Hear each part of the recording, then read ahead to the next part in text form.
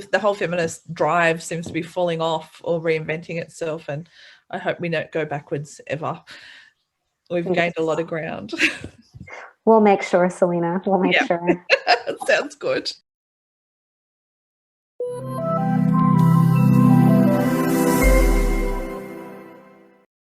I'm Nayanika, the head of community at the Textbook Ventures program, and I'll be your MC for this evening.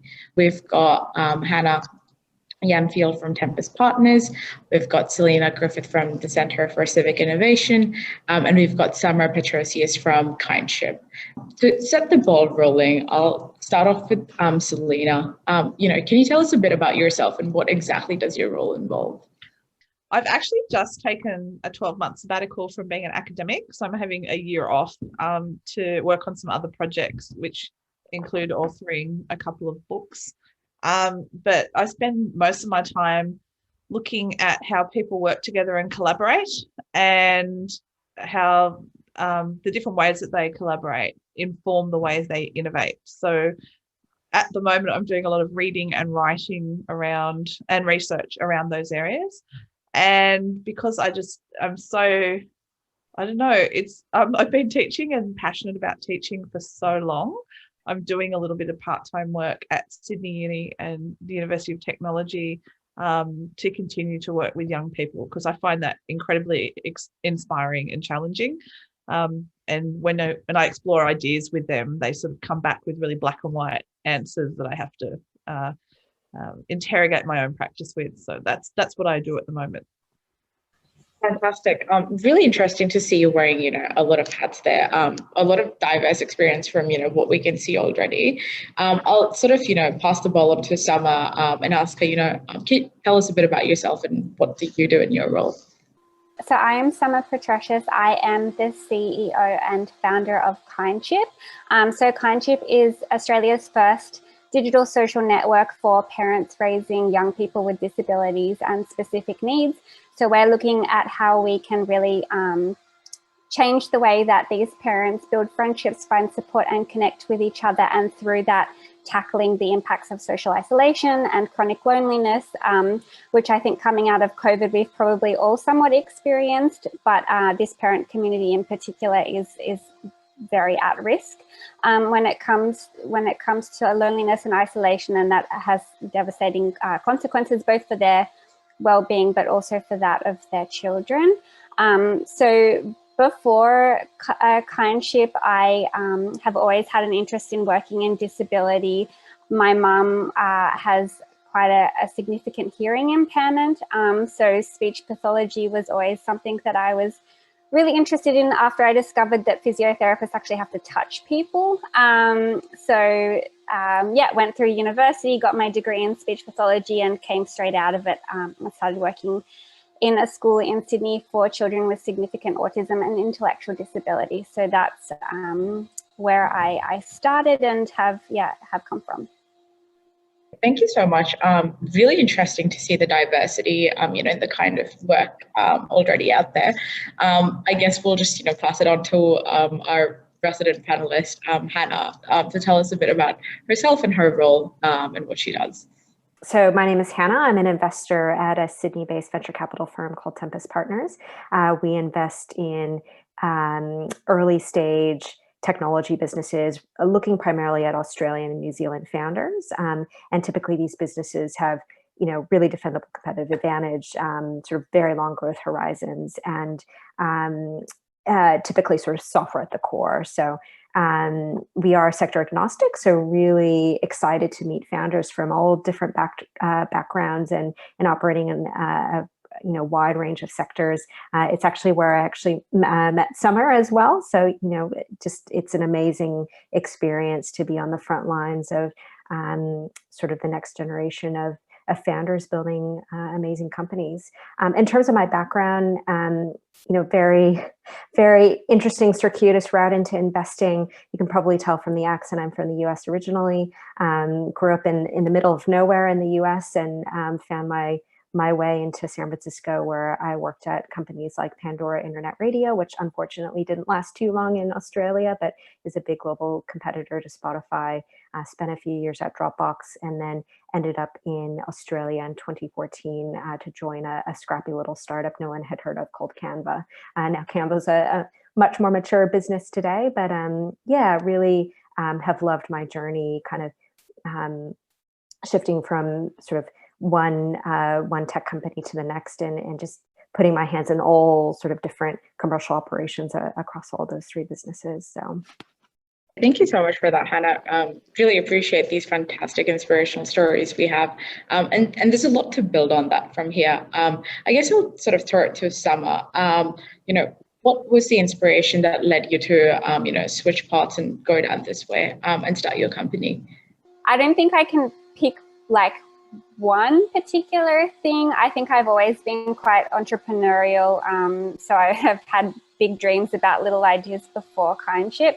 I think I was quite fortunate in that my now husband, he has been running a successful tech agency out of Europe for quite some time. So when I started talking about the isolation that I saw the parents that I was working with experiencing, he was pretty keen to start looking at what that could look like in terms of a technical solution, and particularly something that was app-based. But I think, the big moment for me, and I'll never forget it, was when I was working with a particular little boy and had to go down to the school gate one day to collect him because he'd arrived at school late. And his mum turned up with him in the car, and she was just devastated. I've never seen somebody cry, in such a heartbreaking way. And it was because they'd had a couple of really tricky days with him where he had been at risk to himself, but had also, shown behaviors towards his family that was harmful. And she was just basically at her wit's end. And I was the only person there that she could talk to about that experience, who had just an inkling of an idea of, what life with her little boy looked like, and the fact that she still loved him intensely, but just that life could be really challenging sometimes. So I think that's when I started thinking, this isn't okay. It's not okay that these families are left with only therapy teams who don't know what it's like to take their children home at the end of the day to talk to. So yeah, I guess that's probably the point where I was like, something needs to happen. And that's quite inspiring to see, how everyday experiences get converted into ideas that make life easier and help people out. Having said that, I also see Selena, juggle very different roles and hats, also from an academic perspective, drawn from a lot of your personal experiences like Summer. So tell us a bit about, what sort of drove you into this area and what's kept you going in it. I'm probably a lot. I'm just about to turn 50, so I think, that gives context to what I'm about to say. But I grew up in the 70s where women were told they could do anything. Like I remember having a sticker on the front of my book in Year 7 that said, "Give a girl a spanner." And it was all about getting women to embrace engineering and design and technology. And so I undertook a degree in industrial design and hit uni, and I've been writing a piece this week, the last couple of weeks, for the conversation on, the challenges that I face trying to balance out my desire to do crafty things and then engineering and designy things, and is one worth more than the other? And I love, sewing something together, and then I like putting an electronic kit into it to make it a smart textile. And so it was the desire to create all of these new things, but to have the ability to integrate technology into it that drove me to do industrial design. And the fact that I had a father who was an engineer and a mother who was an artist. And I noticed that my father had zero imagination but could make anything happen. And my mother had all the imagination and would challenge him to make things happen. And I wanted to do both, integrate that. And that's driven me a lot in my practice. And it's been a very hard path, but a very rewarding one. So I remember in roles coming in and being handed by one of my bosses a pen, one of those technical pencils. And he goes, "Oh, you've got a uni degree. You know how to operate one of these." And I'm like, Can you refill it for me? I'm like, no, that's not my job. That's your job. It's your pencil. I'm here to be your art director, you know? And so I find that there's a hell of a lot of stuff that you get asked to do as a woman that you wouldn't get asked to do as a man. And in tech, and a whole lot of motherly type stuff that you get asked to do that I don't see my male counterparts getting asked to do. And it frustrates me, but sometimes it also, I find it flattering that I have the breadth in my skill set to be able to do those things that I know a lot of my male counterparts would not be able to do. But it's exhausting and challenging. And I think for any young women, younger women going into tech, I think you need to delineate the boundaries of what you're prepared to work on and do, and the labor that you feel is appropriate for you in your role, and stick to it so that you don't burn out or feel that you're competing on an uneven trajectory to your peers. It's fascinating to see that, trend of, women can do anything, come back again. And it's really interesting to see how they sort of come every few years. I kind of wish it just sticks around for permanently, forever about now, and doesn't become a cycle that, we visit 30 years from now. But having said that, we also have Hannah, who's having personally heard Hannah before. She has a fantastic story, but tell us about how you got to where you are, and what keeps you going. To be perfectly honest, I think I was an ambitious student in that I was sort of getting the grades I needed to get and doing well in school, but was very lost through most of college. And for context, I studied international relations. I had friends who went off to law school or moved to Washington, D.C. and sort of pursued careers in politics or in the government. And I didn't want to do any of those things. I sort of enjoy the intellectual itch of kind of social sciences. And in parallel through academics in college, I was also a very active freelance musician. I used to be a professional violinist, and decided to scratch that itch first, actually, before my career in tech. And when I left school, I think, I consider this like my one founding story, even though it's not like sort of a true cool tech founding story. But I, straight out of college, ended up joining a professional symphony orchestra and help them launch and manage an in-house record label. So I did that for about 4.5 years after school, and it was an incredible experience. It allowed me to really dive deep into a passion of mine, which was classical music. And after about 4.5 years, realized that the world was very small. It was very incestuous. Everybody knew everybody. And the rate of change was just absolutely glacial in this world. And I wanted to do something different, and really didn't know what that was going to be. So funny enough, I actually desperately tried to get a job into management consulting. And I think Nayana probably remembers this story, but I applied everywhere. I was applying to McKinsey and Deloitte and PwC, and I couldn't even get an interview because I think I was sort of in the too hard bucket of, who is this person? She's in music. It's so irrelevant to the kind of consultants we want to hire. And after a lot of rejection, I decided to quit my job, sold most of my belongings, packed my car, and drove from Boston to San Francisco. And that's how I ended up in San Francisco. I didn't have a job, had a couple months of savings. And my cost base was extremely low, and just kind of figured it out. And I think for me, that was the really pivotal period in my life where I took a big risk, but realized that actually it wasn't that scary of a risk at that time in my life, and taught me a huge amount about myself, my appetite for doing sort of scary things, learning how to really back myself. I think, my whole family were thinking like, that's crazy. You don't have a job lined up. What are you going to do? And I think I just learned that I was resourceful. I could figure it out. And I wasn't sort of above, working in a cafe or whatever I needed to do to make ends meet. And that was really my first foray into tech. It was like, it just happened to be the first job I got was at a tech company called Pandora. And it was in sort of the music world. So it seems somewhat related to sort of what I did before, but in a more contemporary sense. And sort of one thing led to the other, and sort of made my way through the technology industry from there. But I think the takeaway is we don't always know where the destination is, but sort of optimizing for one step at a time to sort of fulfill the things you want to do is kind of what I ended up doing.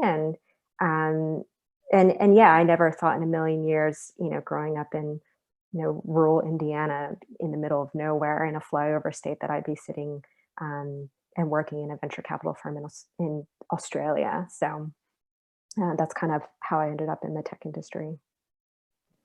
Again, as I always say, it always is inspiring to see, every different story come to life and everyone starting their own journey. Having said that, there's a lot of common themes around, either men have told us we're not good enough, or was told that, from a very different background, the opportunity is not for me. Having said that, I'll start with Summer. Have you at any point experienced the need to sort of, be like a man when in this industry, or have you been overlooked because you were a woman for your contributions or your experiences? Yeah, I mean, I grew up in a household where I was told by my father that women belonged at home, and that was my future. So I think I always had that sort of hanging over my head, and probably really only looked at, I guess, maybe those employment pathways that were more, I guess, feminine in roles that were available. So I very much fell into tech through Kindship.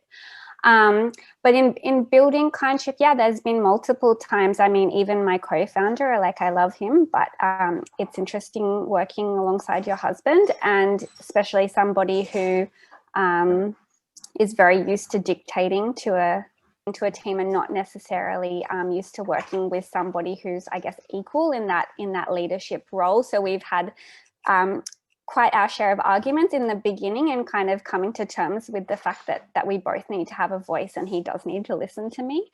And then I have, I've been fortunate to interview for a number of different opportunities. So for example, I'm a 2018 Westpac fellow, social impact fellow. But even in my interview, I had one of the interviewees ask me, what about children? Which, made me pause, because I said, well, if they happen, I'll be very happy, but that's not my focus right now. Funnily enough, I got pregnant during that fellowship, so it happened anyway.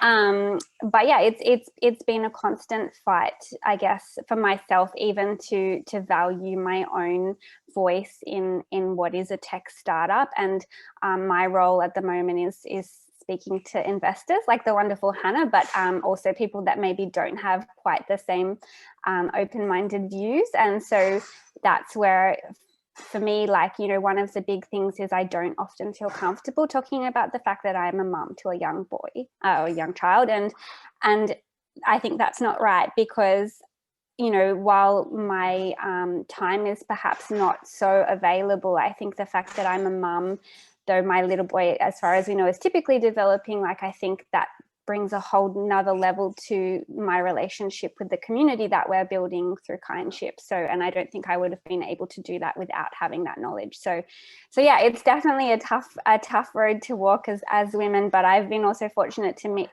a lot of incredible female founders. And I think that's been what's kept me going a lot of the time when there's been those big pitfalls when I've second guessed myself. Can I ask a follow-up question, Summer? Sure. Just about, because I've never worked with a partner before, with my partner, and how do you sort of navigate those tough commercial decisions? Yeah, I guess, how do you work through that? We kind of had to discover how we both argue.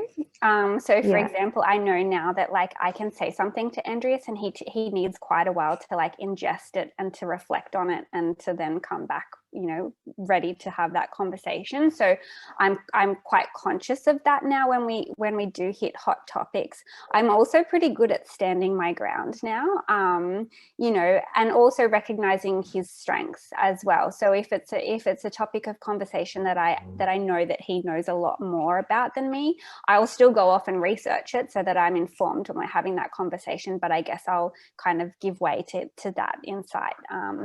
But yeah, it's honestly, it's taken us years, and we're still not really good at it, but we're at the point now where we don't like want to rip each other's heads off. So the marriage will survive outside of the startup, which is good. But yeah, it's really tough.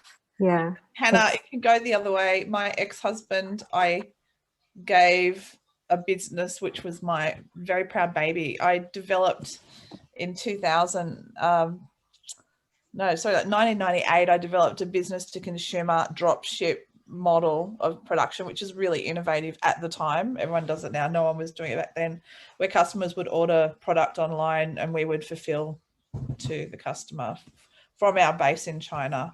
And it got to the point where my husband's business industry was sort of like retracting. And I said, look, you're really good at websites and web development.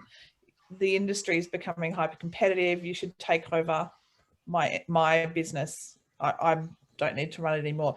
Here's a model. It works really well. And it was really interesting watching him from a tech background take over a business that I had successfully run and was turning over a really nice income for a very long period of time. So it was well past its baby steps, and kill it in 18 months because he completely changed the business model and would not take any input from me because I was no longer part of the business. And I think arrogance and ignorance and inability to communicate with women and pride can really be a falling point for men interacting with women in a tech entrepreneurship context. So wow. Summer, good. I wish you luck. I appreciate it. Yeah. There's very, very interesting differences here. And I hope everyone has, the nicest stories at the end of this. But having said that, for the ones who are starting out and don't have to worry about husbands, how do you, or partners, or lack thereof, I think I'm just trying to cover all my bases. Having said that, moving forward, there's obviously been a lot of support that you must have, received throughout your journeys, and a lot of, mentoring, a lot of, female founders, reaching out for you. Obviously, Hannah, you're in a VC space, and that's very male dominated. Summer, you've shared your similar experiences as well. So has Selena. So Hannah, how do you sort of find those, mentors, and how do you keep them going? How do you make a community out of it? I think early in my career, I saw networking as like kind of sleazy like business, and it's through time and like maturity and growth on my end that I've learned that networking is not that at all. It just there is that element to it, but it's really about over the course of your life building genuine connections with people, I wouldn't be here without a network or a sort of tribe of people around me who have done amazing things for me. And these range from, very good friends who have known me my entire life. And so I don't need to explain to them sometimes why I do crazy things because they've known me since I was 12 and they just know that I'm a product of a lifetime of experiences and they can go that far back, right? Those are the lifelong friends and you sort of hold them dear. To people who I've met over the course of my career, through all the ups and downs, right? Because a lot of work is highs, but also equally low lows. And, these are people that I've really been in the trenches with, that have had like sort of pivotal career experiences with. And they really were people that it wasn't just about the experience we shared together, but also the fact that I was drawn to them because there was an alignment in values.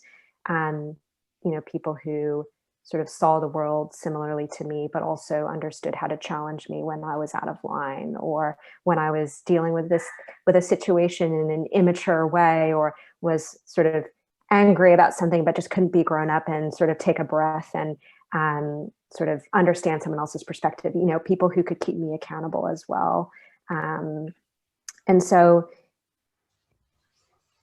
I think over the course of, many moves, which I haven't always been great at building a vast network, but I've been good at building a very concentrated sort of high quality people in my world, and in each of the cities I've lived in, and all the companies I've worked at, who I sort of carry those relationships with me. And these are that's been so important for me, just from a personal growth point of view, but also professionally. So to talk about how does that network help you in your career, having a range of kind of close mentors. So these are people where I can have really vulnerable, open discussions about what's happening in the workplace. What am I really challenged with? What are my biggest fears? And I can be like really open and honest about those experiences I might be having at work, or maybe the work stuff's impacting home life or whatever.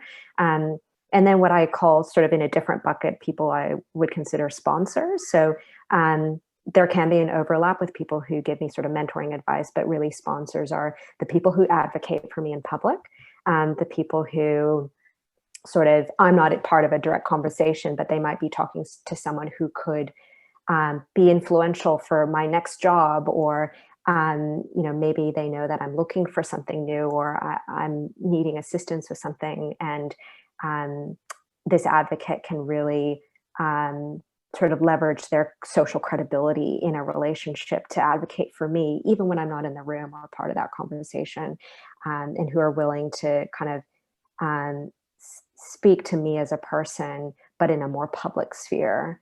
And I've had a couple of sponsors, one definitely a sort of big one in Australia, and I wouldn't be in this job if he hadn't sort of facilitated a bunch of introductions and really helped me think hard about, in my last job, when I was deciding, do I want to do investing, or do I want to go back to kind of building an early stage startup? He helped me think a lot about that, but took that, a degree further and said, let me sort of work my network and figure out how can I advocate for you in that next role, whatever that direction might take you. So, yeah, sorry, I feel like I've sort of kind of blundered through that, but I would say a network isn't built overnight.